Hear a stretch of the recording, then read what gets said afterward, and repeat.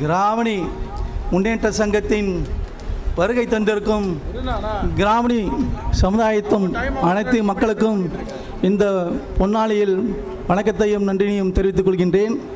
மற்றும் இவ்விழாவிற்கு சிறப்பு விருந்தினராக வருகை தந்திருந்த அமைச்சர் அவர்களுக்கும், நாடாளுமன்ற அமைச்சர் அவர்களுக்கும் மற்றும் எண்ணூர் நாராயணன் அண்ணன் அவர்களுக்கும் இந்த நேரத்தில் நன்றினை தெரிவித்துக் கொள்கின்றேன்.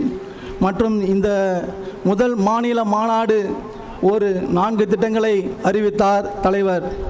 அதில் ஒன்று தான் பணமரே பாதிக்கப்பட்ட மக்களுக்கு உதவித்தொகை வழங்குதல், மாணவர்களுக்கு கல்வி ஊக்கத்தொகை வழங்குதல், செங்கல்பட்டு புதிய நிர்வாகிகள் அமைத்துதல், மாணவிகளுக்கு